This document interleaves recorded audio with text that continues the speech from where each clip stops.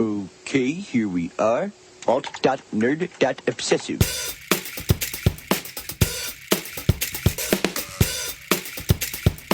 Worst episode ever. Hey everybody, welcome to Worst Episode Ever, a podcast for people who love The Simpsons, by people who love The Simpsons, about how much we hate The Simpsons. We are here trying to find which is the worst episode ever. And as always, my name is Dan. And as always, my name is Jack.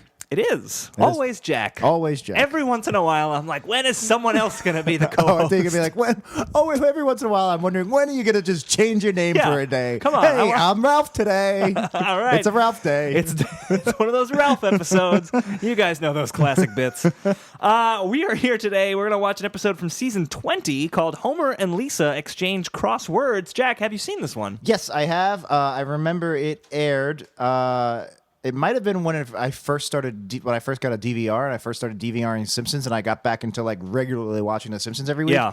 It might be that, but I do specifically remember watching this episode, and it might also be because it aired just weeks after I had actually discovered Will Shortz. Sure. He is The crossword puzzle editor for the New York Times. Yeah. And I discovered him through the documentary he was in about crossword puzzles. Which one was that? Was that Wordplay? Wordplay, yeah. Yeah, that was a good show. I got that on my Netflix disc. Yep. I watched that. I was like, this guy's interesting. Oh, he hosts some kind of trivia podcast. So I started downloading the NPR Sunday Puzzle podcast, which he would do I still think he does it. Oh, I have never even heard of that. I should listen to that. So I listened to it. It was like 7 minutes every week where he would play word games. And I listened to that and I was like, oh, this is so cool. And then this aired like 2-3 weeks later. It's almost like when you never heard of a word or something before. And then once you learn it, you see it everywhere. Yeah. That was Shorts with this episode. Yeah. I'm pretty sure I've seen this episode too. One of the rare ones from this kind of era that I have seen. But according to Wikipedia, two things I want to point out. One, the episode was inspired by the documentary Wordplay. So there you go. Simpsons writers were watching it in the writer's room. They did the same thing you did. So wordplay. So we just do this as an episode.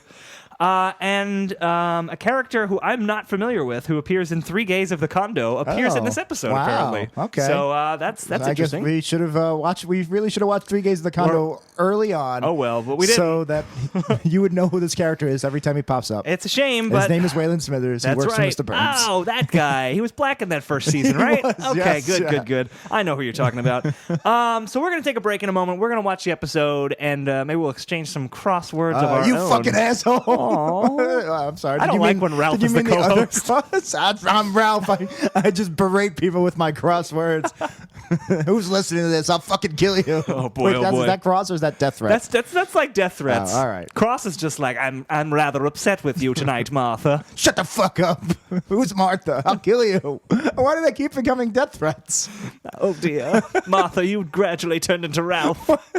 So Martha does death threats and Ralph is cross? That appears to be the situation. By the way, this is you, Stretch. Can we name this episode Jack, Dan, Martha, and Ralph and Alice? Who's Alice? like the Well, hi there, y'all. This is Alice. And I sound a lot like Emus. I've got the future vapors. Oh my, that's a deep call. I'm a time-traveling Southern Belle. I came back to stop the apocalypse of 2017. Oh my goodness, and I'm 2 people. That's because of the radiation, the radioactive fallout. Yes. It gave me the future vapors future vapors and made me 2 people. We're from radioactive fallout. Goodness gracious. Oh, well, now that we got all the casual listeners out of the way, now we can really sit down and talk some Simpsons with our hardcore listeners. With the hardcore fans. Guys, we're going to watch Homer and Lisa exchange crosswords. If you need to do that, you should take a break too and do it. It's on simpsonsworld.com, or if you're not in the U.S., you can go to wherever you've been watching episodes for all these many years. And we're going to take a break, and we will be right back. Do I usually plug Amazon here too? I don't remember. Or Patreon, one of them. Does this count? Is this it? I don't know. Are we still doing the intro? I don't know. Go to patreon.com/WeStudios. But a crucive herbalist is a fan of crossword puzzles, which I am. Me too. I've been doing them since 1958. Back then, we called them alphabet hotels, because every letter gets its own little room. I still do the Springfield Shopper puzzle every day. Let's see there. No. Grandpa, everyone knows that the only real test of scale is the New York Times puzzle, edited by Will Shortz. Dan, what's a conjunction, 2 letters, down for the start of a wee body? ? So That was Homer and Lisa exchange crosswords from season 20. I like what you did there. Was that something from the award-winning New York Times crossword puzzle? Wink. Plug. Edited by Will Shorts.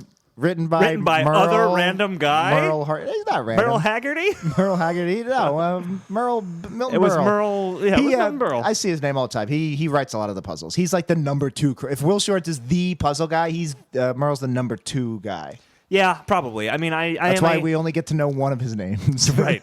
I am a crossword puzzle doer. I'm sure I've seen his name. Aficionado. I do the Times crossword puzzle, like Lisa in this episode. But yes. let's get into the recap. We can talk about that. Me too, by the way. I used to be, and not as much anymore. I mean, because we were talking off air. There's no time to do anything in life anymore. All we do is podcast and poop. Constant misery. Poop!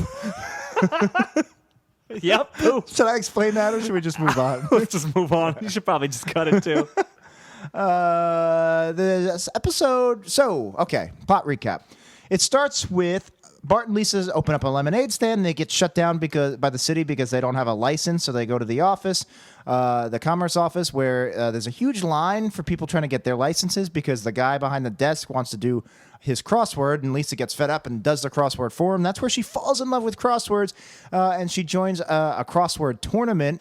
And Homer actually starts betting for her, and then he bets against her in the final.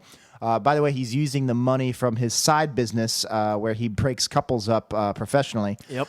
And Makes Lisa, sense when you describe it. Lisa finds out that he bet against her, and she's furious, and she will not talk to him. And Homer finally mends the fence, so to speak, by putting in a secret love message in the New York Times crossword with a little help from special guest stars Will Shorts and Merle something or other. Merle, we'll just say Milton Berle. Merle. Before we get into kind of the breakdown, I want to talk overall about this episode because I think this one, like a lot of episodes around this time, this is season 14, I feel like a lot of episodes around this time are good ideas. Like, there's a good episode in here, but this is not a good episode. This is a bad episode. Yeah, I suppose a crossword tournament is a good thing for a Simpsons episode. You could do an episode that is about the relationship between Homer and Lisa. It would basically be a watered-down version of Lisa the Greek. That's what my huge problem with this was. It was Lisa the Greek. This was the third act B plot here, the conflict. Yeah. That's only in the last 5 minutes of the episode. That is the basis of the name of the episode. The conflict between Homer and Lisa. So let's call it a B plot, even though it's not. It's the last 5 minutes of the episode. Yeah. Is, like you said, it's watered down. They've done it already perfectly as an A plot in Lisa the Greek. Right. Why do it again? Why bother? So here's the point that I was thinking of what makes it different. So let's say get rid of all of the breakup stuff. We're going to talk about that later. Yeah. But Homer gets his money from gambling on whatever, come up with something else. But the idea that he's betting against Lisa in the big thing and she finds out, that's what makes it different. But isn't it kind of like it's very similar? In Lisa the Greek, he has to bet. Lisa says, the Washington's either going to Washington will win if I love you. Right. And he has to bet, does my daughter love me or does he hate me? Is that different than betting against her? That's totally different. Like now he's making money on her, and then at the end, in the big moment, he's betting against her, and he wins. But he's betting against her because... And she doesn't know about the gambling beforehand. Right. But he bets against her because she says, Dad, I'm pretty nervous. I don't think I'm going to win. Right, but that's not so bad. But that's still a shitty thing to do. I don't know. If I had a kid and I had a feeling my kid was going to lose, at least... You'd bet against the kid? Well, think about it. It's a win-win situation. Either the kid wins and you're proud, the kid's proud, or the kid loses, but now you got some money and can be like, all right, I'll take you out for some frosted chocolate milkshake. I don't know what that was. Some frosted chocolate milkshake. I was trying to do the season 1 butts, but I wasn't. It was a last second decision, and I didn't prepare my brain didn't prepare to do the season 1 That's voice. exactly what it seemed like. And it came out frosted chocolate milkshake. Oh boy, that's season 35. After Dan Castellaneta has a stroke, but they're still giving him $7 million a year. Oh, hello, Lita. My right side does not work anymore. No. It's a free podcast, folks. That's why it sucks. Except you didn't pay for it, except for all those people paying us monthly. Patreon.com/WeStudios. We love support more of this. We love our stupid idiot Patreon supporters. So you brought up a great point, which was that the conflict is kind of shoved into the end of this episode. There's no conflict for a very long time in this episode. Nope. And I think that's why it sucks so much. Yeah, it's pretty dull episode. You really, really didn't like it. I really didn't like it. I was expecting this to be, and I think we chose it basically because we wanted something that it takes up a lot of our energy to really hate something. Yeah. It takes up a lot of energy for us to really like something. I was hoping this would just be a middle of the road. And for the most part, I do think it was middle of the road. It was even crap. It was even more mediocre than I expected. I think it was actively bad. Yeah. I think this is not. I mean, it's not a funny episode. It's very poorly constructed. I'd say it's actively nice. Actively a hollow. episode. It's an actively hollow episode. I don't know about bad. I mean, in the pantheon of Simpsons episodes, There's this so is many in the lower. but there's so many lower ones. This is in the lower third for sure. Sure, but it doesn't. That's bad. but That's it doesn't- 33rd percentile. But is it because the lower 33rd is still 200 and something episodes? I know, but I mean, How do you stick out from that? you have Mose Rag talking about its history in France. No, I know. That's what I'm saying. How's this? So does this really stick out as a bad episode? Are you going to remember this in 10 years as, oh, man, that was a really bad episode? I hope I don't remember this podcast even in 10 years. Just like I moved on, forgotten about it. It's me, Jack. We used to do a podcast together. I don't know. I'm sorry. I'm I don't recognize you. I have to go on. I'm president now. All right. And then I kill you. And then I become famous. Jack Anthony Pacone, presidential assassin. Wow. That's not bad. All right, so we can start from the beginning now. Yeah, the beginning is a couch gag. And I really liked it. It's the Simpsons are in Pompeii, and the volcano Vesuvius blows up in the background, and they're covered in ash, and they they're get dead. petrified. Was Herculaneum, the other city, was that also petrified and destroyed, or do they live? I don't remember. I'm assuming it's Pompeii. Yeah, I would assume Pompeii. I liked it. It was short, sweet, and unlike most of the couch gags, I don't think I would have ever thought of this, and I would have never gone, what about a Pompeii couch gag? And it works perfectly. It's fine. I mean, you assume the Simpsons are dead after that because everyone in Pompeii is dead. Not now, I'm but back fine then. with that. Yeah, I guess. I mean, it's season 14. They didn't know they were going to go for another. This is season 30 20. years. No, this isn't season 20. I believe it's season 20. You said it you're right. multiple times at the beginning of the season 20. show. Oh, why did I think it was 14? I know why you thought it was 14, but I'm not going to say. I'm thinking of next month's episode. No. They'll get to the episode. They'll know. Ah. I think, okay, so 20 makes it even worse, maybe? I was thinking it was an earlier episode, but now it makes a lot more sense. It's Thinking definitely. of it I'm surprised season 20. I mean, I know why you think it was season 14 because our next one will be season 14. Next week we're but doing it a season definitely 14. feels like a season 20 where they take a lot of form. They experiment with the form of the show. Yeah. Which season 14 didn't really do. Okay, so another kind of overall episode thing before we actually get into the recap. Something I noticed a lot, and they were doing it a lot in this time, but this episode was particularly bad, about non sequiturs that don't add anything to the plot. So there was two I wrote down. They happened that much more than usual.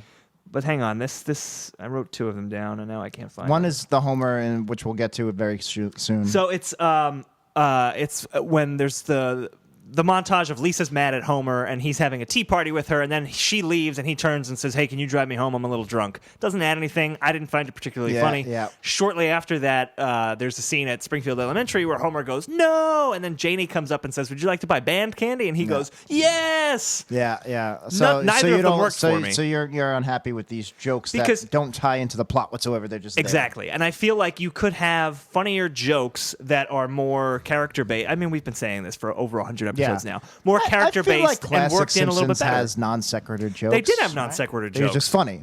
I don't even know if it's that. I feel like there's just a volume there. Like they've really gone to that well a lot. I think it's more the pacing. I think it just sticks out be the more. pacing. It's just like, all right, stop. Here's joke. Here's extra joke. I think you're right. And it's You like, want some more?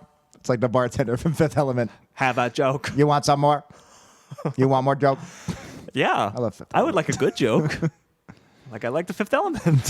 Fifth Element's great. Valerian and Thousand Planets doesn't look great. Looks interesting. I don't know if it looks good. Interesting's We'll not see. always good. So it opens with Bart and Lisa opening up this lemonade stand for whatever reason. Fine. I thought it was interesting that we'd never seen a lemonade stand. It took 20 years to get like a lemonade stand. We saw thing. one in Shelbyville.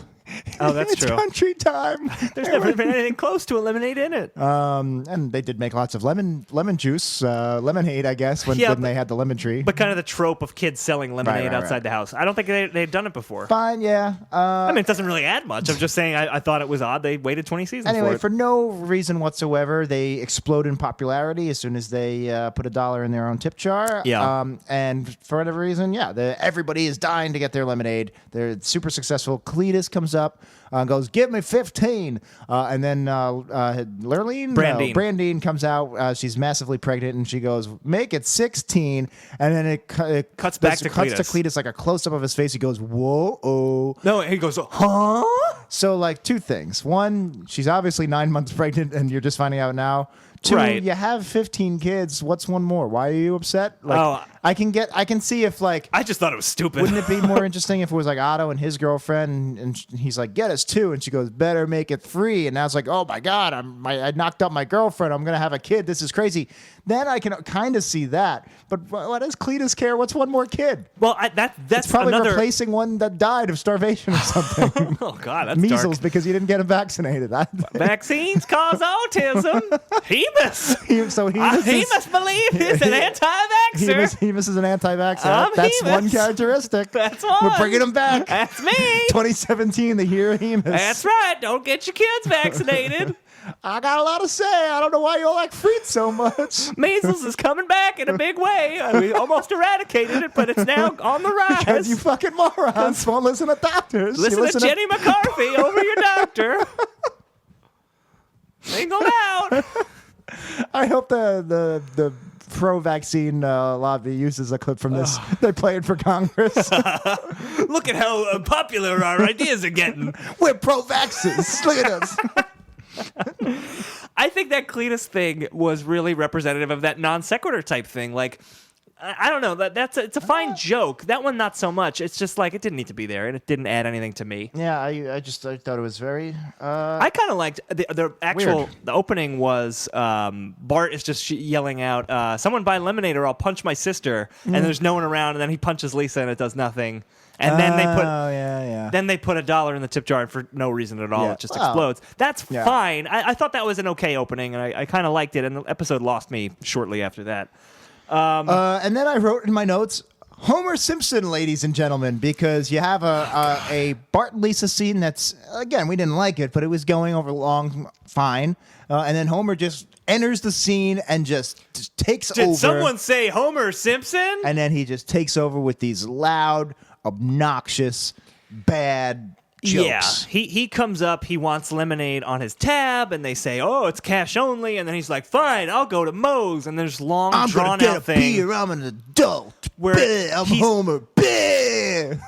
There's this long drawn out thing where he's off screen, like trying to start the car, and they're just watching him, and then he's like, "Lisa, I'm taking your bike," and then there's just this labored Then thing we of him follow driving the him bike. on the bike, and it's He like gets it stuck up his ass, and he has to like shake it out when he gets to Moe's, and he just leaves it just outside. Drags on. It was terrible. It was the Homer show, and the Homer show is a no-no But- show. It's No, it's absolutely. Not, it's just terrible. But even worse than it just not being funny, it didn't do anything at all. Like, it doesn't set up anything that happens later with Homer and Lisa. all It doesn't it's- set up anything at all.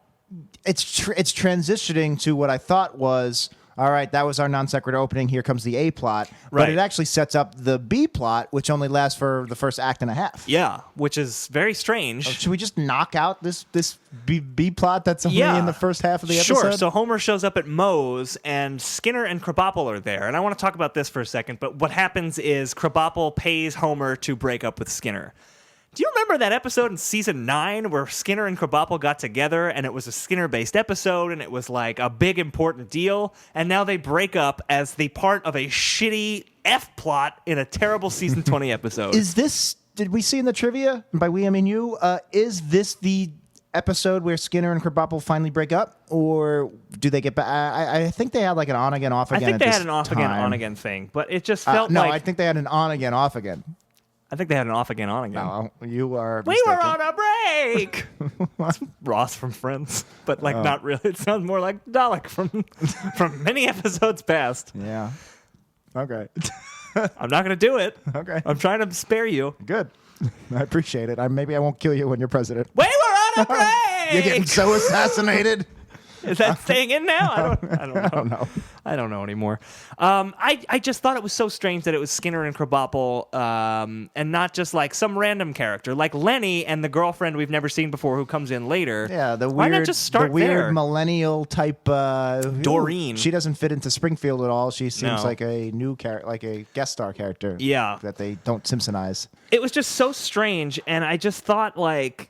I don't know. They couldn't have used a different couple, and then Homer is just—he's not even that good at breaking people up. Like, what did he do to make Skinner feel good? It was There's just like, lots of lame. "You're a handsome guy. You Yeah. could get with a nice widow or something." It was just whatever. Yeah, that's a good point. I guess they needed to sell that more. I didn't think they did a terrible job, but it all felt so fucking pointless to me. Well, like when Doreen, Lenny's girlfriend, who we've never seen before and we'll never see again, comes in, and Lenny's like, "You got to break up with her for me," and he hides behind the bar, and he goes, "Oh, I have news for you. Lenny's dead. Actually, he's not dead, but now I have some slightly less bad news. He's breaking up with you." It's just like that's not a good way to break up with just someone. like sex. Now that I have your attention, vote for Bart. That's just like first draft. So Poochie, Yeah. Poochie is how he breaks up with people. Yeah, so let's talk about this podcast. Then it's mostly creative, and I use that in quotes, ways that Homer breaks up with people because he becomes Right. professional at it after it goes so well. So now people are paying him to break up.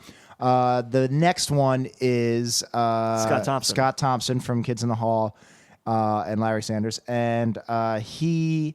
what's his name? Grady. Yeah. So he pays Homer to break up with Julio. So another long-lasting Springfield relationship ends here. Yeah. And he's breaking up with Julio, the Hank Azaria gay Springfield character, because he's met someone, and it's Duffman. So Duffman's gay. Duffman's gay, apparently. Fine, makes sense. He's very handsome.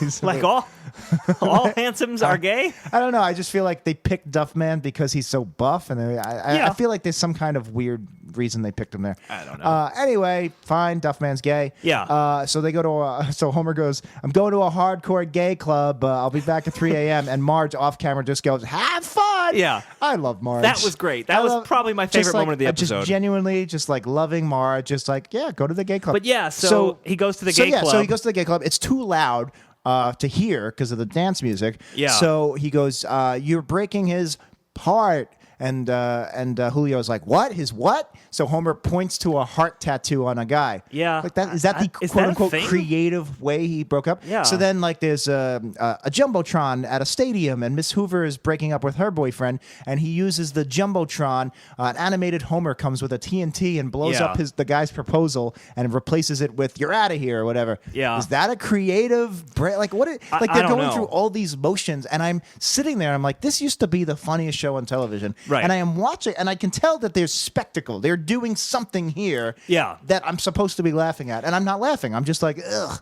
Yes, that was true of a lot of things in this episode, where it was like a funny-ish premise that wasn't funny. And I feel like here, like, was Homer even supposed to be especially creative at breaking up with people? He was just supposed to be good at it because he was supposed to, like, soften the blow. Yeah, he's supposed to be good at it, but I'm guessing that's the not even writers what were like, all right, we need 4 or 5 examples. Let's, I get that, and I don't know that gay club pointing to a heart tattoo is like None the of them are first funny. example I would think of. The other one was, so you had the stadium one, you had the gay club one, you had Snake got a tattoo, Snake and Gloria forever, and Homer came in and tattooed an N and made it for never. Oh, because they broke up. Yeah, it's like... It was bad. Like, It am was I not supposed to good. see him come in, tattoo the N on the skin, and then, like, laugh? Like, is that supposed to elicit a laugh from me? I think the answer is yes, but it did not, and I'd be surprised if anyone laughed at it. But yeah, he gets really good at this, and what was interesting to me is they show all these breakups happening, and I was like, why is Homer doing this? Because we never really saw him get paid. Right. And we eventually do see him in he's bed getting with envelopes. Marge. He's got an envelope of Right, money. he's gotten a whole bunch of money, so that made sense. But it was odd that wasn't kind of the what was driving him to do this. I mean, it was driving him. We just didn't see it, which is just didn't weird know for it. a story. Right, Yeah. exactly. And then this plot kind of wraps up in that bedroom scene where he's like, I'm making so much money. This is great. And Marge goes, don't you think this is kind of a bad way to make money? He goes, why? And he goes, well, every time we have a fight, what if somebody... Right, what if I had someone to break up with us every time I was mad at you? And that rattles Homer, and the plot ends. He stops doing it. But here's the thing. Why does that stop him? Because what Marge said is not the same thing as what Homer is doing. This is not a situation where I'm mad at you, so I'm going to get someone to break up with you. I guess it's... There's a jump between being mad at your partner and breaking up. I guess it's not that you're being mad. It's that, like, for instance, I actually have a hard time breaking up with people. Sure. I don't like telling people no. I feel bad. Yeah. I don't have balls, and it takes me way longer than I should to break up with somebody. Right. So if I have a fight with someone, maybe I'm like, this, you know what? This is it. I don't want to be with this person anymore. And then I'll stay for another 2 to 3 years. And so maybe if I had a Homer to break up with it, I would have broken up with her long ago. I guess, but the point is, he has this vision of all the babies that would have been born, and like, no, those couples are not going to stay together. Right, They're going right. to break up evenally, which is not what Marge was saying. It actually would be good if I had Homer break up. Exactly. Yeah, He's kind of providing... I was in a miserable relationship, and it was time for it to end. Yeah. Yeah. You should have had a Homer. I should have had a Homer. So it was just odd to me. A, it ends so abruptly. Like, we're halfway through the episode, and this plot is gone. And B, it happens for really a justification that I don't think makes any sense. Yeah, so 2 more things to talk about in this plot that I have. One is when Homer gets rattled, the way they show it is interesting. He's sitting up in bed, and she rattles him by saying, well, we would have ended our relationship. And he's staring out into space, like his eyes are wide. And he's like, oh my God, she's right. And they show the passage of time. Basically, he's sitting there contemplating this the whole time. Yeah. And it was a weird way they showed the passage of time where they were zooming out and doing a dissolve with every zoom out. Usually they would show, I don't know, they've shown Homer sitting in bed and time passing by before. Right. This was a really weird way, and it didn't sit well with it. It didn't look right. It was a... Yeah, I noticed it was odd. I'm glad they try things. I don't think that... I don't know. Whatever. If I saw this in a movie or in live action, I'd be like, man, that was a weird use of dissolve. Yeah, it was odd. The other thing is, like you said, he hallucinates... the ghost of the relationships, the ghost of the babies that these couples would have had, right. and the antique furniture they would have bought as a couple. And so he's actually being chased by babies and antique furniture. Yeah. Any thoughts on this? I mean, I don't think it's a terrible idea, but like I said before, I don't think it makes a whole lot of sense. These are people who are going to break up anyway. So the money does come back into play when Homer starts gambling, but we can get to that later. Yeah, there was one, kind of the end of this plot was just Homer has this nightmare about the babies and the furniture, and then he wakes up and he says, I'll never sleep soundly again. And Marge is like, well, I hope you learned a lesson. And then immediately he has fallen asleep. Yeah. Easy joke, but I did sure. kind of like it. Yeah. In an I'm grasping at straws. It wasn't offensive. Yeah. So we go back. Let's go back to the lemonade. So basically, they're so popular that the Chamber of Commerce is like, you need a license. You have to pay for a permit to operate this stand. And so the blue-haired lawyer comes out. Yeah. And this was kind of like case in point of that's a funny idea of like blue-haired lawyer coming in and being like shutting down a kid's lemonade stand because they don't have a license. I guess you're right. Yeah. There's comedy to be mined from that, and I just feel like they don't do it. Like it's just like Bart bribes him with 35 cents, and he's like, oh, maybe if it was 45 cents. No, he says even if it was 45 cents, I would do it. But none of it landed very well with me. He had 2 Prohibition-era untouchables come by and break the place up with an axe and then take an old-timey newspaper photo like the Untouchables.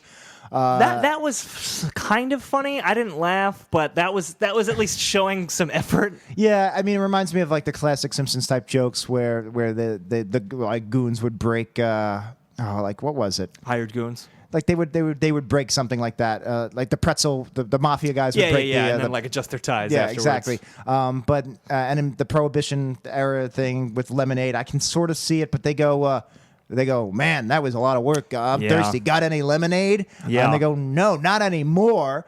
Not anymore. You broke our lemonade stand. You got these Fox highly paid writers in the Simpsons room, and they go, all right, we need a button to end the scene. What if the guys that just broke the lemonade stand asked for lemonade? Dude, that's ridiculous. That's comedy.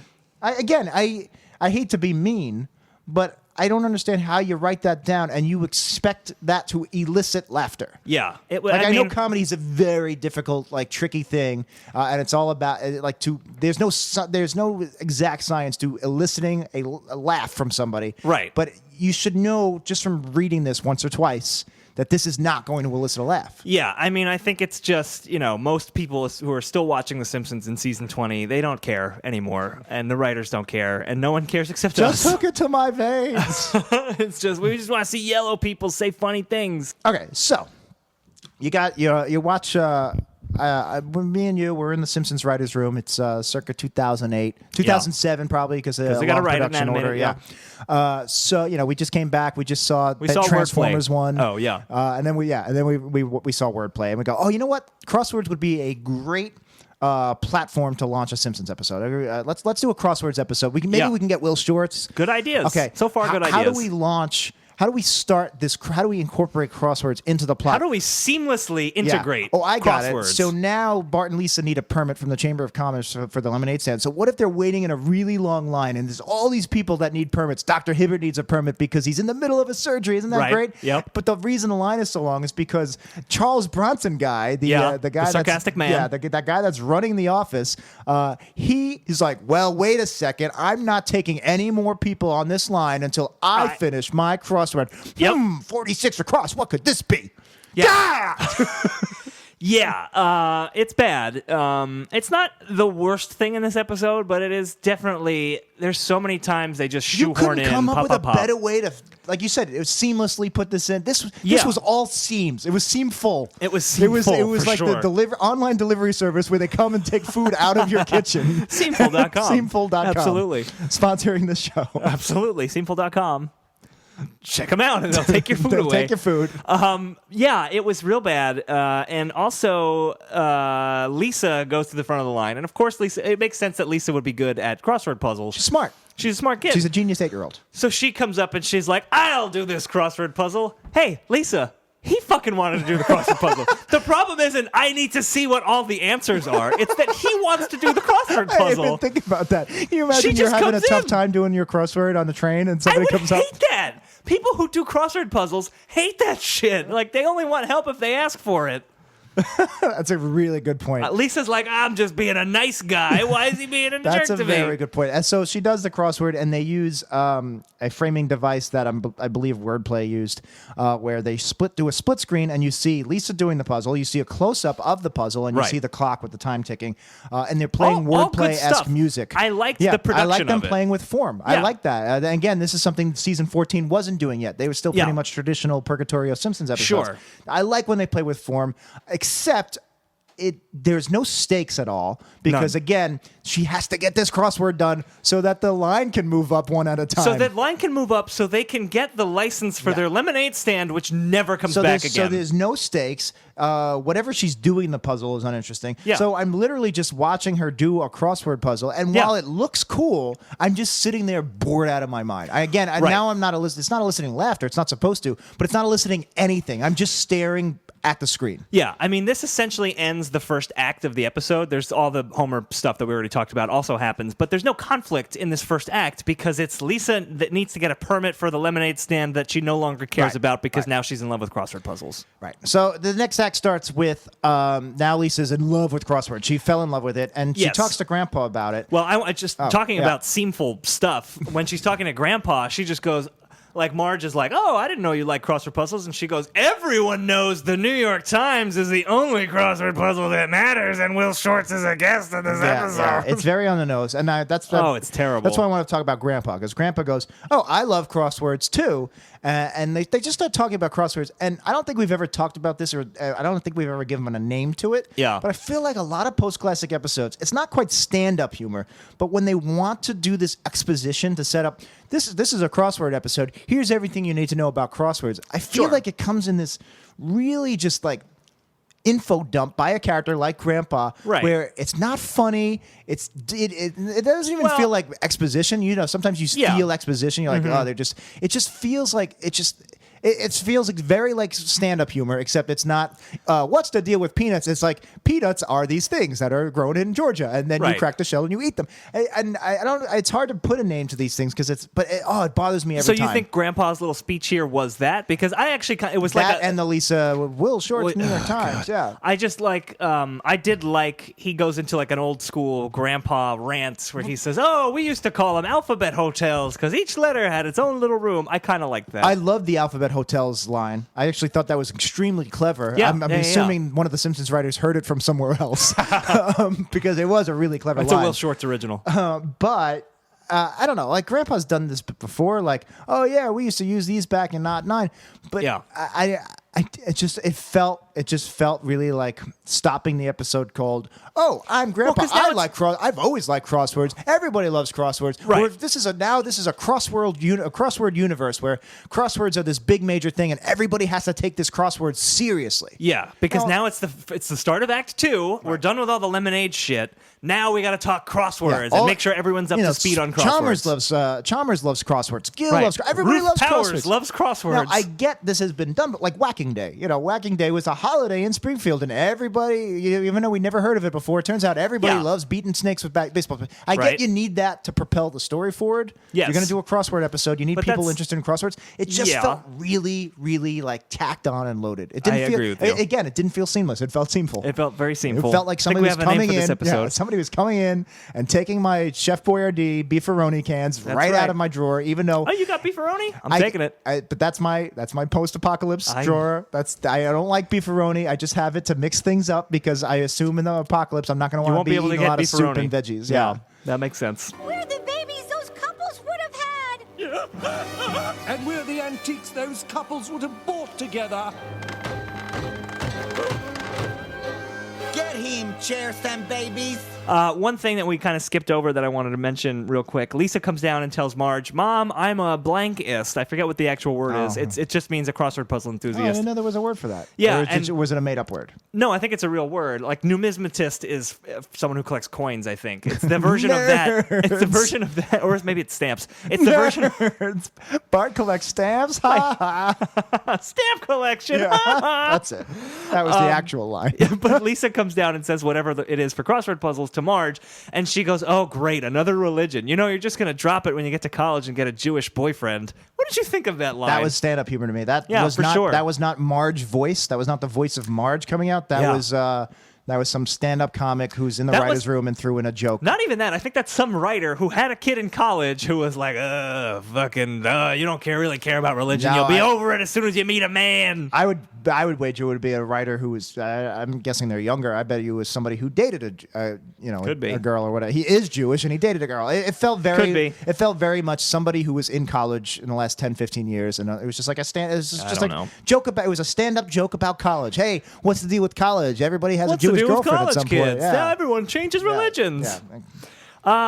So that stunk. But so now Lisa is on the bus, and now she sees crosswords everywhere. So she's driving down Main Street, and she sees all the signs for Moe's and King Tut's and the comic Android's Dungeon.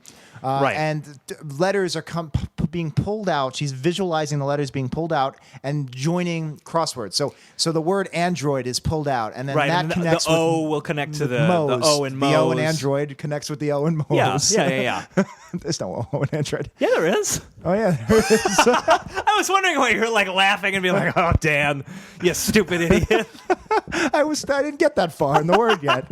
So anyway, and so Android connects with Mo, and the E in Mo connects with whatever, and it visually looks cool. It looks They're very playing cool. With form. But what is this doing? She's just pulling words at random, and it's not a very good crossword because they're not like on top of each other spelling other words out. I like my words on top of each other. I like a top of baby. Get that vowel up in there. Oh, mama pajama. I like it across and I like it down. I like I like it when some of the letters have circles around them, and those circles make another word. And it spells another clue. And you gotta scramble it. You gotta scramble it up good. I like when I figure out the theme of the crossword, and that makes all the other ones so much easier. You do the crossword in bed. You go across and down in bed. I like that it's black and white. Oh boy. And that's the end of our sexual crosswords bit. But it does nothing, and like I said, there's no conflict yet. Yeah, this episode has no conflict at all. Again, it visually looks cool, but I'm just watching nothing.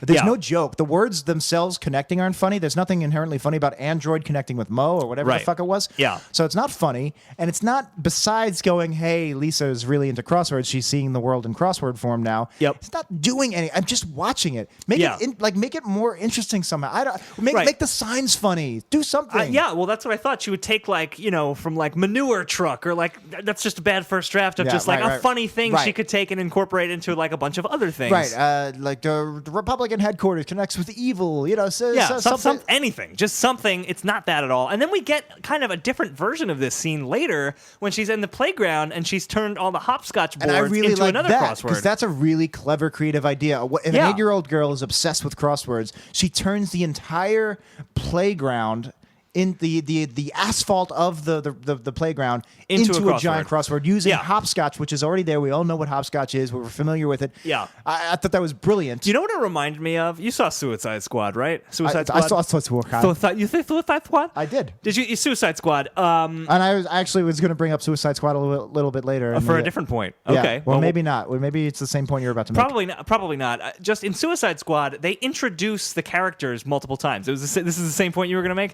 Yeah, I feel like That's this for is... the tournament, though. Well, you get an introduction to Deadshot, and then Harley Quinn, and then another introduction to Deadshot, and another Harley Quinn introduction. I felt like that's what this was. Like, Lisa's obsessed with crosswords. She's seeing them everywhere. She's drawing them on the ground. She's talking about it with Grandpa. We don't need so many scenes to say, like, crosswords is what Lisa's all about. Right. There's even the one where she's in her bedroom, and she's doing all the crosswords and, like, yelling out clues at random, which you definitely didn't need that. I'm not sure if I agree. I don't mind having these different things if they're interesting to watch and there's some kind of progression to them, but which there wasn't. There's not. They were interesting to watch, but the problem was there's no conflict. There's no reason for her to be like doing crossword puzzles. So it's basically 4 scenes that are just Lisa's obsessed with crosswords. I really liked the playground visual. Yeah, but I did again, too. it's not doing anything but just reinforcing something that doesn't need any reinforcing, that she's into it. Now take that to a similar scene.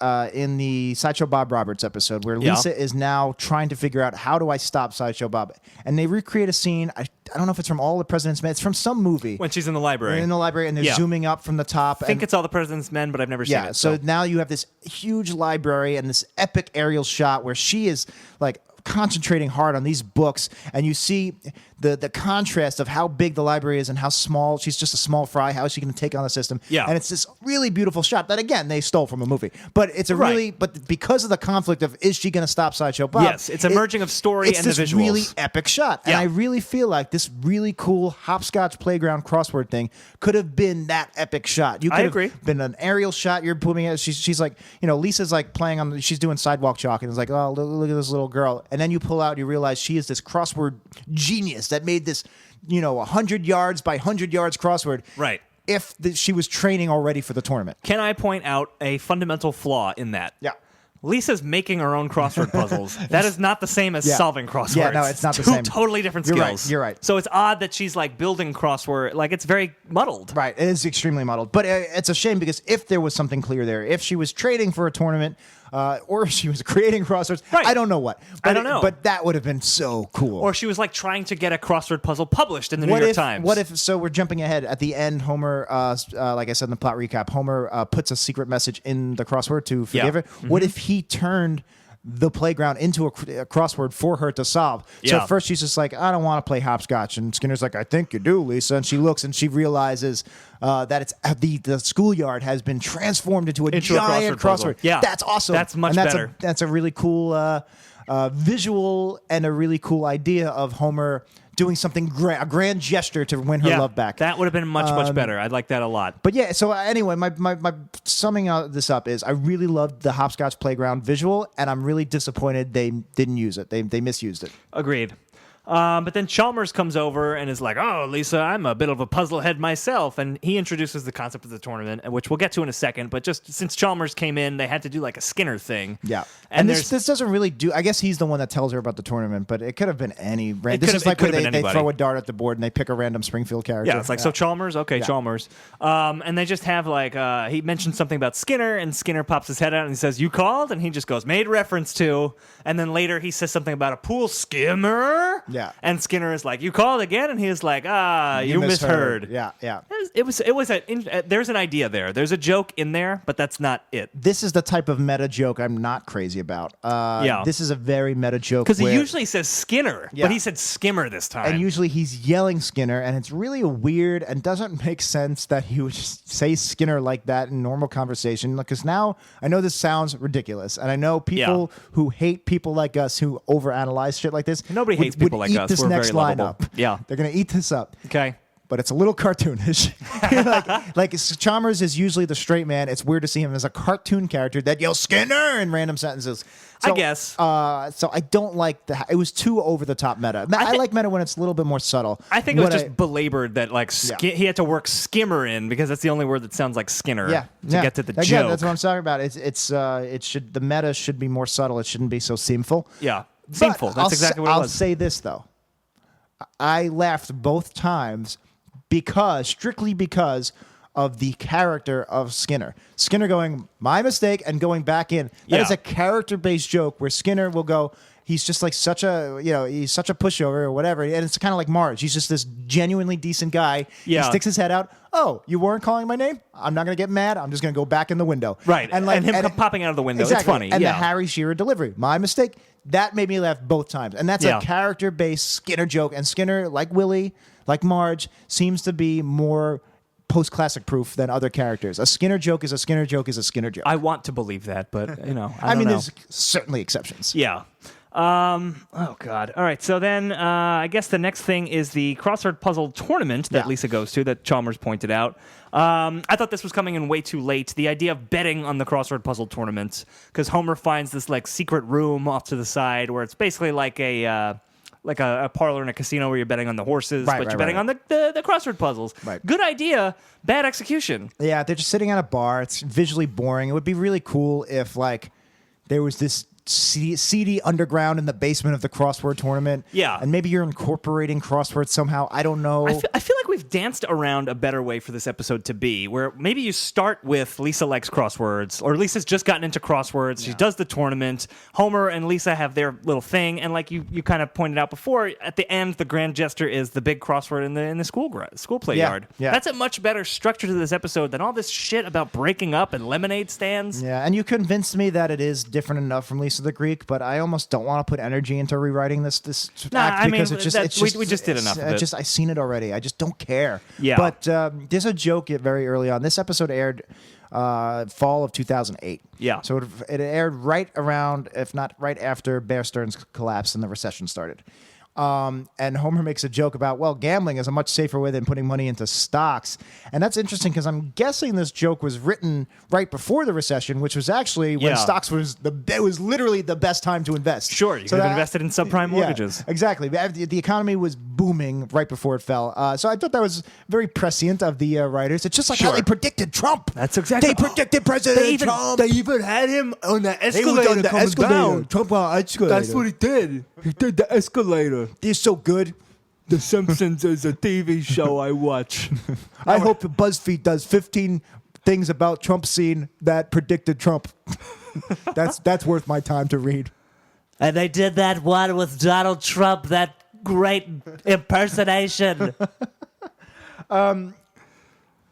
Oh, so there's another weird thing in this bar where Homer goes, yeah, I think she's got a good shot at maybe against that Asian kid. Sure. And an Asian guy done by a very yellow voice, Asian voice, Hank Azaria. Yeah. He goes, hey, that kid has a name, you know. And he goes, what is it? I'm sorry. And he goes, I don't know. It's not my kid. Yeah. And it's just like, that's funny. I thought that was a funny I can't gag. tell. I think it was the accent that kind of made me a little, Oh, yeah, a little bit. But Jack, how are you going to know he's Asian? Unless you talk like that. Yeah, I've seen Breakfast at Tiffany's. I know. I know how you make an Asian seem Asian. It was oh boy. But I do like that. It was almost like calling out its subtle racism in that Asian kid. Yeah, no, I like that. I thought that was a little subversive, and I kind of liked it. Exactly. I guess that was what was so conflicting, was that it was a kind of, just in a subtle way, a subversive joke that was then very not subversive by having Hank Azaria do Asian voice. Yeah. I mean, we've gone we talked about that at length in the China episode, with the poo and everything. Pan. Yeah, it's, but yeah. What are you gonna do? So then there's a montage of the day of the crossword puzzle tournament to Cameo's Word Up, which, as I said to you when we were watching it, a song I listened to on a frequent basis. What year did that come out? Is that 80s That or 90s? was 1990, I think it came out. Right on the cusp. Right on the cusp. So this is where I was going to bring up Suicide Squad because Okay. I see what you're gonna because say. Watchmen did it first, and then Suicide, which is funny because Suicide Squad was supposed to be the DCEU movie that wasn't like wasn't Zack Snyder-esque. It was supposed to be more fun. Yeah. But Suicide Squad actually did what Snyder did in Watchmen a million times worse, and that is the over obvious music cue. So Deadshot appears. It was 1986, by the way. Okay. Oh wow, Word that's Up much came older. out. Sorry. So Deadshot appears, and there's like I forget what the music for Deadshot is, but anyway, each supervillain is introduced with the most obvious music cue possible. I can't remember any of them at the time. I watched it last week, Suicide Squad, and I can't tell you a single one. But you're right; they think were very on the nose. Crazy or something might have been for It was Harley like Quinn. Crazy in Love or something like I that. don't know. But anyway, the over obvious music cues. Yeah. I actually liked them for them in most part in Watchmen because I thought it like in Forrest Gump. Like there's the a lot. times they are changing. Well, Forrest Gump has over obvious music cues, and I yes, think it does. And It's one of its many problems. See, I don't think it's a problem because I think sometimes over obvious music cues work because they feel more epic and they work in epic movies. Okay. Where it's like, this is a big epic movie. Now we're opening up with this big epic song. And it's just like how in a smaller indie film, you wouldn't have this crazy, huge Michael Bay shot. Right. So I think like Bayhem and over and obvious music cues have a connection. synchronicity to them. Yeah. So Forrest Gump, it works. Watchmen, maybe it kind of works. Suicide Squad's a shitty movie, so I think we shit on it. Yes, The but- Simpsons is in that those up there with those movies. I think The Simpsons. This episode is certainly up there with Suicide Squad in my book. But The Simpsons has so many obvious music cues, and if it's Yes. this big epic scene, maybe it's perfect. But here's the thing. I mean, you say it's an obvious music cue. Word Up. I don't want to blow your mind. Yeah. It's not about crosswords. But it's got the name word in the title. I know, That and you up. don't get obvious. Yeah, I There's guess. up and down Yeah. crossword clues. There's no up, is there? There's up everywhere I want it to be. You're right, huh? It's a cross and down. It's not a cross and It's up. a cross and down. Yeah. I guess because you're the letters. Well, because you read them down. But you know the cross. It's not called left to right. Right.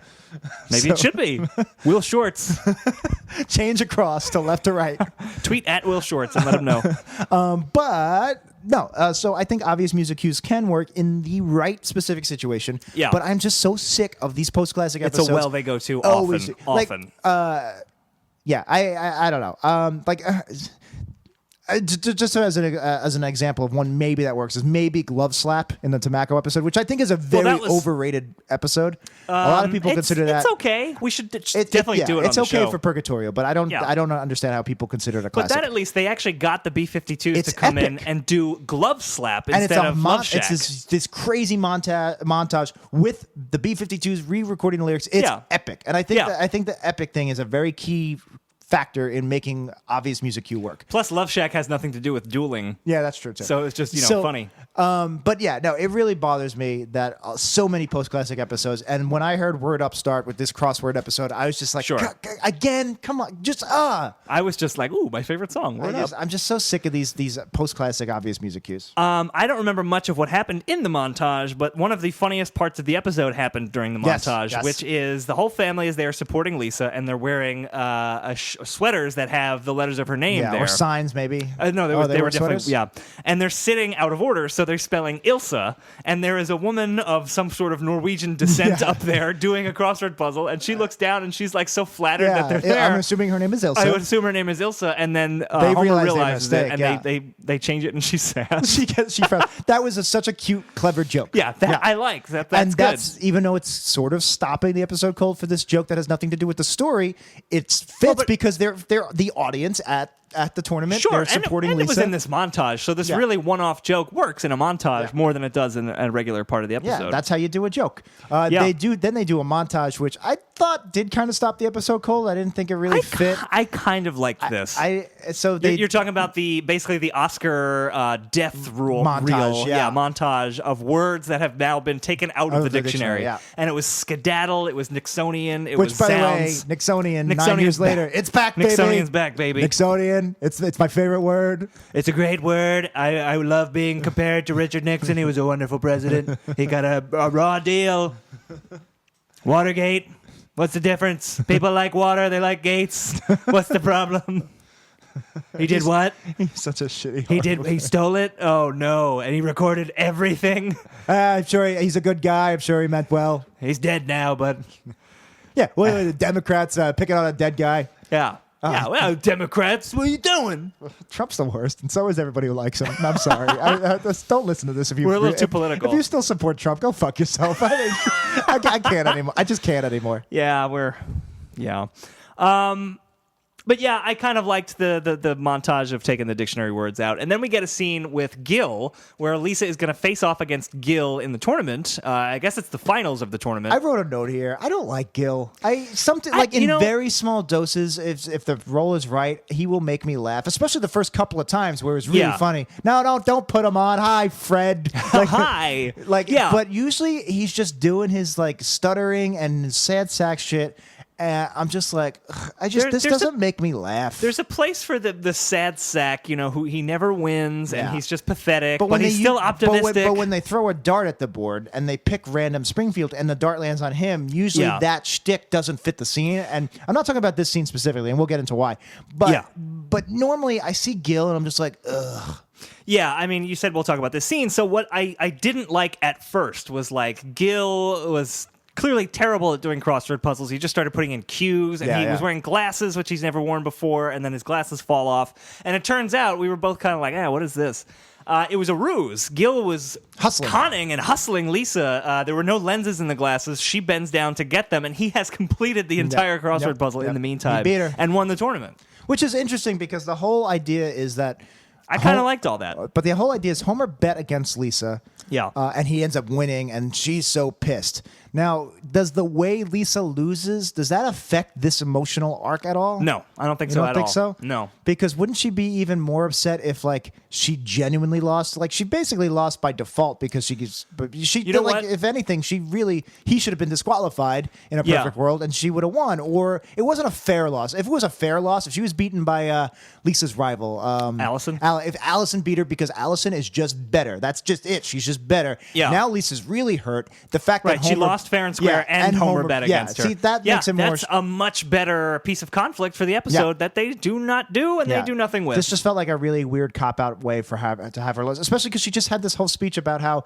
Dad, I might not win, and this is why he bets against her. Yeah. Because every time I'm so close to success, I lock get up. so and nervous. And I was like, that's a very human thing. But then she loses because she's helping someone else, not because she's nervous. It makes no sense. It doesn't make very any muddled. sense. Yeah. It's like a delicious mojito. It's very muddled. Yeah, I do like what happens after, though. The idea of Lisa just shutting down and just being like, "No, I'm not mad," and Homer hounding her. I liked really? it the first time because it was really unsettling. How that's why I liked it. Emotionally turned off. She just became this hollow shell. Right, but then they hit it multiple times. Yeah. And then we talked already about how they had that weird extra beat about Homer being like, "I'm drunk, can you take me home?" Didn't like that at all. And then. At some point, Lisa does yell at him, and it's just like, "Yes, I am mad at you. You bet money against me." Because out of nowhere, she finally lets it loose, which makes sense. She was bottling it up, and now it exploded. But I guess, the pacing was weird. I feel like we didn't need her to explode at Homer. She's mad. Yeah. She's very clearly mad. And Homer even says, "Is this one of those things where women say they're not mad, but really they are?" Talk about stand-up humor, or just misogyny. The hackiest, most misogynist garbage humor. Like you said, this used to be the funniest show on television, and that is just bottom of the barrel shit. No longer. I don't know if we should talk about this on another time, I guess. Yeah. I'll just throw this sentence out for controversy. I'm almost starting to think that Seinfeld. I like Seinfeld more than classic Simpsons. Oh boy! I'm starting to think that these bad episodes are seeping into my love of New Simpsons. Probably I not. don't know. Probably I don't know. Because the classics are so good. I know. But so then, is Seinfeld. Then there is a great idea that I feel like is totally wasted in the last 2-3 minutes of this episode, which is that Lisa changes her name. That should have been a whole episode. That should be a whole you know what you fucking call episode. Lisa the Bouvier. That's the a name great of the episode. name for an episode and a great idea. Yeah. Because your first act, they have their falling out. The rest of the episode is Lisa doesn't even want to be a Simpson anymore. Right. I get why that hurts Homer. He doesn't want to have her last name. But she's going to get married in 10 years, 20 years. And, I'm assuming that Lisa would be the type of person to keep her name. Yeah, I guess so. But no one knows why she's mad at Homer. It's not really I don't know. It's just it's an odd... The logical connection to I'm mad at my dad because he bet against me in a crossword puzzle thing, so I'm going to change my name. It's not there. There's nothing. There's no connective tissue. I feel like before. The thing that Homer would have had to have done to wrong Lisa in our Lisa the Bouvier episode in Act 1 would have to be something more I'm so disgusted to even be a Simpson. Whereas, like something that affects Lisa's legacy or something, or like something about the family. I don't know. Yeah. I mean, it would be a That's completely tough. different That's tough, episode. It's just an odd thing for her to do to get back at Homer. It is. It does lead to maybe one of my. I do love that Ilsa joke, but this might be my favorite. Okay, gag, yeah, this was good too. Where Mo goes, well, if she's not using that, maybe I could use the name. Yeah, Lisa's got a lot of goodwill. Yeah, And I'm gonna take that name. So he changes his name to Lisa Simpson, just to like, because he's such a sad sack. The idea of even being named after this decent young lady. Right. So he just says, from now on, I'm Lisa Simpson, and then the phone rings. And he goes, Lisa's Tavern, Lisa speaking. Yeah. And then I like the It shot. was really quick too. Of Lenny and Carl just like looking at each other, just being like, "What the fuck?" Yeah. That was good. It was really quick. They didn't linger on it. There's no extra beats, and the idea of it's very character based, and that's the type of sad sack Mo I love. Mo. I'm so cartoonishly sad sack. I'm changing my name to Lisa Simpson as opposed to I'm so cartoonishly sad sack. I have a rape cult and I rape women. Yes, like that's how you do Mo, and it was so good. Right before that, what did you think of this line? Homer gets advice from Lenny and Carl, and he goes, "Well, if getting parenting advice from a bunch of single non-parent drunks, I can't think of anything better." What did you think of that line? I mean, it's fine. I honestly didn't even remember it until you just brought it up, but it's not a terrible line. So. I remember it made me chuckle, but I can't remember how the fucking joke went. I don't remember it. Anyway, then we get Lisa is doing another crossword puzzle, which you would think maybe she would be turned off of crossword puzzles. This is her conversation with Marge about the name Bouvier. And Marge goes. I forgot about that. I forget what Marge says. Because basically Marge is Marge Bouvier. That's why Lisa is Lisa Bouvier. If you didn't realize. And Lisa goes, "Well, you realize Jackie Kennedy's name was Bouvier, which is very meta because Marge's maiden name of Bouvier is because of Jacqueline. Clearly, that's because the of joke Jackie, that they made in the early '90s when the Simpsons writers actually grew up during the Kennedy administration, during Camelot. Yep. And it's not necessarily funny. It's just this interesting little quirk. Marge is like, Marge, Jackie Bouvier Kennedy, Marge Bouvier Simpson. Yeah. It's not. There's no reason to point it out and be meta about it. Yeah. I don't especially it stopped the episode cold. It takes like 30, 45 seconds. And also seconds. Marge is very stupid, which I don't like. Yeah. Where she's just like, I didn't know that her name was Bouvier. I thought her last name was Jackie O and she was the heir to the SpaghettiOs fortune. Are you fucking kidding me? Come on. You have 2 minutes to do this crux of the episode conflict. You have 2 minutes and you waste 20 seconds on this Bouvier bit. Yeah. Terrible. Ugh. And they already did a better SpaghettiOs type thing with Jackie O when they had Jackie O's the cereal, which is great. Yeah, very clever. Yeah. So then Lisa goes back to doing her crossword puzzle. I'm shocked because wouldn't you think that she would be a little turned off of crossword puzzles after they ruined her relationship with her father? That's a good point. But she's doing the New York Times crossword puzzle. Got to plug New York Times crossword puzzle every chance they get. And she notices that the diagonal... That's how she changes her name in Lisa the Bouvier episode. Homer is either a politician or he gets some kind of law passed in his name, the Simpson Act. Perfect. And it's something really racist or misogynist or something. Something that's fundamentally and she's against I Lisa. Can't have the same name as this terrible law. Excellent. That's excellent how you idea. do Lisa the Bouvier, yeah. But this terrible episode, instead of that possibly good episode. And in this episode, you would have her so turned off. I don't want to ever do crosswords again. Homer feels and then bad Homer that gets her back in. Yeah, he feels bad. He took away this love of hers. Yeah. And that's why he made a crossword on the as opposed playground. to just making it because he knew she was going to do it because she still likes crosswords. Would have been much better, Yep. but instead what they Who do... are we? We're just two stupid assholes who don't like new Simpsons. That's right. We don't like them because they're new. Yeah, they're new, and we like the old crappy animation. We don't spend an hour and a half on each episode trying our best to break down an episode. We're just jerks. We're just nerds. Well, we are. Well, we Nerds are. and jerks. Yeah. But yeah, so Lisa does this crossword puzzle, and she finishes it, and then just kind of out of the blue, she looks at the diagonal. Now, sometimes, very infrequently in a crossword puzzle, that'll be a thing where the diagonal is another clue. Yeah. But not always. Not to the extent where you would just look at the diagonal and see that it says a message. How would you hide a message in a crossword? Well, I would do more you could do something with the circled letters or the theme. Yeah, the circled letters make the most sense. It was just odd because it was a little esoteric, not real, a little bit obscure as a crossword puzzle thing. But the message was you're doing a crossword puzzle episode. You should have more crossword puzzle cliches. Maybe the clue is a message from a father to his daughter, I'm something sorry. like that. And the answer is I'm sorry. Yeah. But she sees it's dad apologizes to daughter or whatever the hell it was. And then she goes to ask Homer, like, did you do this? Was this actually you? And he's like, I absolutely did, with the help of my new friend, Will Shortz, and this other guy who just happened to be there. Yeah, there's two men in the living room that she was oblivious to. Right. Well, because they weren't in frame. They were both like, weren't they in like chairs that were turned around and they do like the Bond turn around? You know that there's two people in there. Yeah.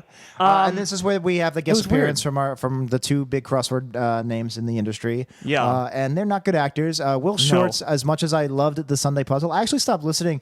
For some reason, NPR stopped releasing it on my pod feed. I don't know if there was like an RSS error or whatever, but it took weeks and then it never came back, and I finally gave up trying to listen to it. Yeah, I'm gonna look into it. I would be interested in such a thing. I bought all those puzzle books. I could play his games all day. I'm telling you, subscribe to the New York Times crossword puzzle app.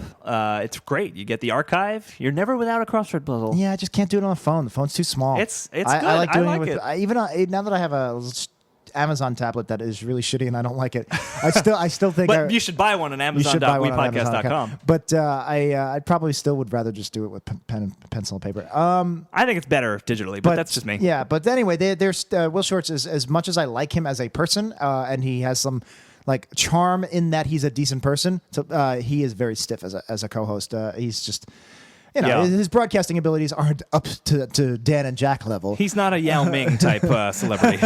But yeah, so their dialogue was stilted, and it was very special guest starry. Here, say your line, do your thing. This is who they are. Right. So, and then even the introduction was painful. It was like, oh my God, it's New York Times crossword editor Will Shortz. Yeah. Like, it was so shoehorned in. Pop. Pop, pop, pop. 9 letters for shoehorned in.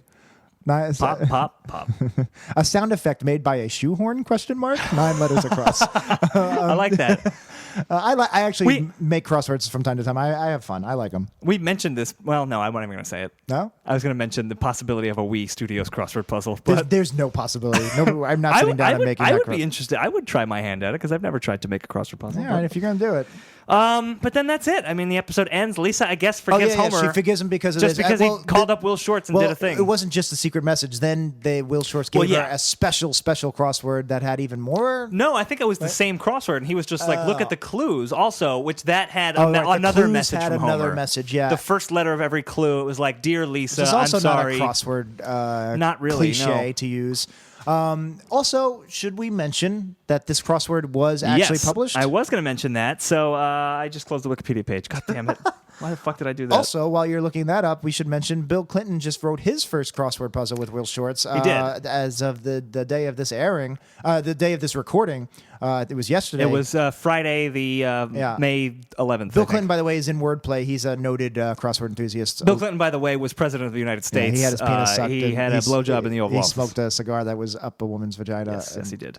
But no, the crossword, I think it's the crossword that Lisa does in the end, was actually the New York Times Sunday crossword for the day this episode aired on November 16th, 2008. Which is cool. I think it's really cool. I'm going to do that crossword puzzle today. I'm not because I have real things to do. But no, I don't have anything to do. So check that out if you are a I have crossword to edit puzzle the fan. show. That's fine. So yeah, I thought that's a cool little thing to do, but a good episode it does not make. Yeah, it's a shame. It would have been great if this was one of the best post-classic episodes, and it had this cool thing on the side. It's a shame that they put more effort into their stunts than they do their scripts. Yeah, and to be honest with you, Homer's message to Lisa sucked. A lot of it was filler because he was like, "I have to use up 140 characters. I'm really sorry." And then she easily forgives what is he, him because Carly Rae Jepsen. Yeah, I really like you. Why? Like, again, I said the grand gesture should have been the playground, but a grand gesture shouldn't necessarily be what forgives you. If I accidentally run over your parents, Dan, and then I do a grand gesture to bring you back, the grand gesture should be tied into I understand why what I did was wrong, and I'm sorry about that. Yeah. Whereas this doesn't really say it was wrong for me to gamble on you. It's like, hey, I know you like crosswords. Here's a really cool crossword. Right. So here's a good way for you to see my apology, basically.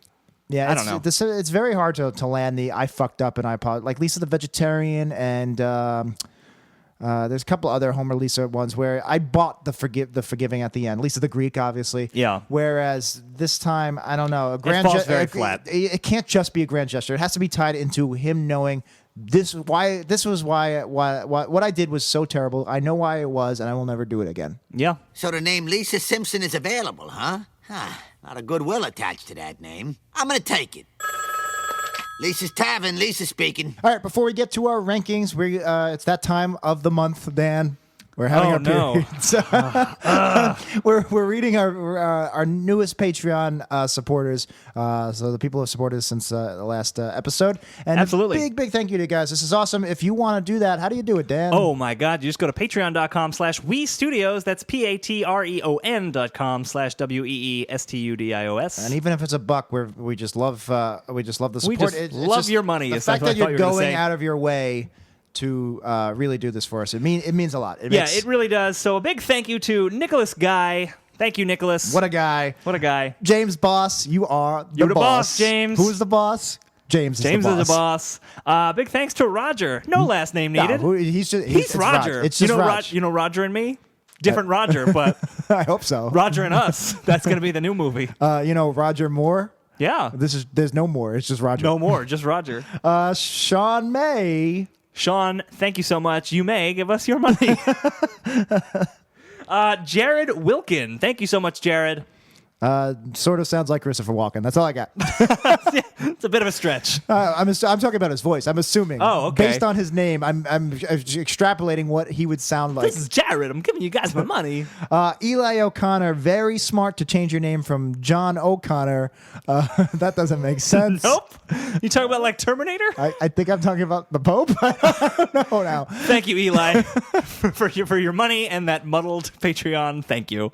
All right, guys, so that is going to do it for this episode. Homer and Lisa exchange crosswords. It is now time to rank this episode on our patented Hippo scale. We're going to look at the humor, the integrity, the originality, and the production values. I did it as high up for some reason. But, Jack, can we put 2 minutes on the clock? Beep, bop, boot up, bop, bop, ba da da bop. All right, so looking at the humor on a 0 to 5 scale, what are you thinking on this episode? Crosswords. I like the Elsa joke, and I like the Mo joke, and that's is about that it? Yeah, I think there were 3 things I pointed out as liking: the Mo joke, the Ilsa joke, and something from the beginning that I can't even remember at this point. Do we count? I really, really hated the Homer show in the beginning. Do I take points off for that? That's or negative. Is that story structure? I mean, it's not funny, so it was excessively not funny. I'll take points off. 1.5. That seems high to me because I think this episode is very unfunny. A very few laughs. 1.5 is a very bad score. I'm going to give it a 1, an even worse score. What do you think of that? Integrity. Are the characters being themselves? I mean, sort of. I don't know. This episode, I guess, isn't an integrity problem. It's more of a structure and humor the structure's problem. all over the place. The one time I don't buy Marge being Marge is when she's a dumb idiot. That's true. Marge is not great in this episode. Bart doesn't really get much to do, huh? Bart punches Lisa, and then is about it. And then he's sent to the Phantom Zone. Emotion. This is the emotion category. Was I moved by Homer's grand gesture, or was I? Oh my God, I'm heartbroken. Lisa isn't talking. Like when in Lisa the Greek, it's hard to watch. Yeah, the fact that she a good episode. won't talk to him. This didn't. This kind of failed on the emotional level. I would agree with you. 1.5. I also agree with you there. 1.5 is what I'm going to say. Okay, the production value is arguably the best this episode has. I don't know, when do we count like if they do something really cool but it has no effect and no meaning and it doesn't tie into anything and it's just there. Is that points off for that? I think it gets points for the visuals, but the fact that it's not really tied to the story is kind of drawn back, and also Will Schwartz is not a very good actor. The voice acting is not great. That's tough. The production is cool. It's cool. It's not amazing. It's not like one of the trippier episodes. It's not your standard episode. Also, it's not just that it has to look cool. Well, production is direction, and direction isn't, oh my God, I came up with this really cool animation scene. It's, oh my God, I told the story or I executed the joke using animation in this really cool way. I used the medium to its fullest extent. And it didn't really, for the most part, these crossword things didn't really enhance the story at all. It was just there. Right. They were cool, so I'm going above average. 3. But yeah, that's exactly what I was going to say. 3. I might go 3.5. I was kind of originally thinking 3.5, and you tucked me a little bit down. Yeah, I tucked myself down, and then finally, the originality of this episode. Story structure. Terrible. Awful story structure. I've gotten very attached to our Lisa the Bouvier episode. Or a better crossword episode where this happens earlier on. The fact that the conflict of the episode occurs. I looked at the timestamp. It was 3 minutes were left in the episode. Yeah, including the credits. Pretty bad.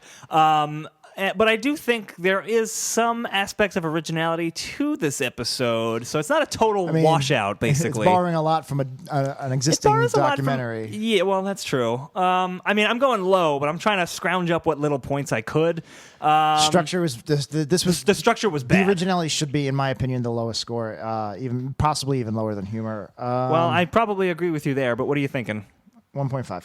Ooh, I was going to go even lower. I was thinking half a point, but maybe I'll just do 1. Balance it out with my humor. I might go 1. I'll say 1. You know what? I'm going to give it a 1. 1 in originality. All right, so we have crunched our numbers, and Homer and Lisa Exchange Crosswords from Season 20 has ranked as a slightly better episode than How I Wet Your Mother, and a slightly worse episode than What to Expect When Bart's Expecting. That puts it at number 27 on our list, our current list. So, like you said, so bad. That bottom third, yeah. It's like my ankles. It's like your, is that my bottom third? It's like your ankles. They should put that on the DVD for this episode It's like only. your ankles. It's like your ankles. It's in the bottom third. All right, so that's going to do it for this episode of Worst Episode Ever. If you have an episode you want to suggest to us, you can do that on our website, which is weepodcast.com. That's weepodcast.com. And while you are there, you can get our other show, which is 90s Percentile. That's a lot of fun. That comes out every Monday. Our Sync Points movie commentary series. You can get to our social media, our YouTube page. We got some fun stuff up there. Don't forget our Reddit. That's where we have really fun conversations with r/worst episode ever. A bunch of you. With all of you. Yeah, and I think a bunch of you also read it, but don't bother signing in, maybe because we'll click on your name and then we'll see all your other horrible Reddit posts. We're watching. But create a new Reddit account if that's the case. Yeah, make a throwaway. Because honestly, my favorite part of these podcasts is the post discussion where we get really into the nitty gritty and hear what you guys think. I like our Reddit. I like it when lot. you go, Jack was right, Dan was wrong. I don't like that so much. That's my favorite part. So check that out. And also, while you're at our website, you can click our Amazon links and support the show that way, or you can just go to amazon.wepodcast.com, shop like you normally would. It'll take you right to Amazon. We get a small cut of whatever you buy. What's coming up? We got Father's Day, graduation. Oh, yeah, Father's Day. That's a good one. So yeah, buy your dad some Father's Day stuff. Our birthdays are coming up. Yeah. You want to get us something? Amazon you can do usually that. is very good with holiday deals. I bought a bunch of shit for myself on this past Mother's Day. Sure. Because of all the great deals on Amazon. So yeah, if you're going to do that and you're going to pick up some stuff, definitely do it through our site. Absolutely. And if you don't want to buy something for yourself, you just want to give us money, what you can do is go to Patreon. That's patreon.com/WeStudios. You can also get the link there from WePodcast.com and help support us that way. You get some free stuff. You get our sync points for free. Yeah. We got some exclusive stuff that you'll get. We already said this. We talked about this. All right. We already talked about this. But if you're in the Brooklyn area, you can come to Woo Classic Simpsons Trivia. I co-host that with friend of the show, Dan Ozzie. That is the first Thursday of every month, so June 1st. Has that happened yet? No. I don't know. I don't know what am I, a calendar? I don't know when this episode comes out. I think this comes out the Thursday before. So that's the next one. It's at a bar called the King's Beer Hall. Check it out. Google Woohoo Classic Simpsons Trivia for more information about that. Jack, should we do another episode? I tell myself This is 103. when we started, I said, Dan, we're doing 103 and we're done. Can I convince you? Because this episode had a character in it who I don't know who it is. I know it was Scott Thompson's voice. Yeah, Grady. His name was Grady. He's from an episode from season 14 called 3 Gays of the Condo. Oh, let's do that. Let's do that one next time. So that's what we're going to watch. That's the intense 70s political thriller, right? Absolutely, with Robert Redford and gays. That was the original title, Robert Redford and gays. I'm surprised that didn't work. I'd see it. All right, guys. So that's going to do it for this episode of Worst Episode Ever. Jack, how are we ending the show these days? It is a 10-letter down for. It's give me a second here. Okay. It's a seamstress who's a seamstress's action for when everything needs to. It's cuddleless. It's cuddleless. I was thinking sew the hems. Sew the hems. New York Times crossword editor Will Shorts. And master puzzle constructor Merle Regal. I actually wrote that crossword. And I edited it. Now get back to crosswording. Yes, sir.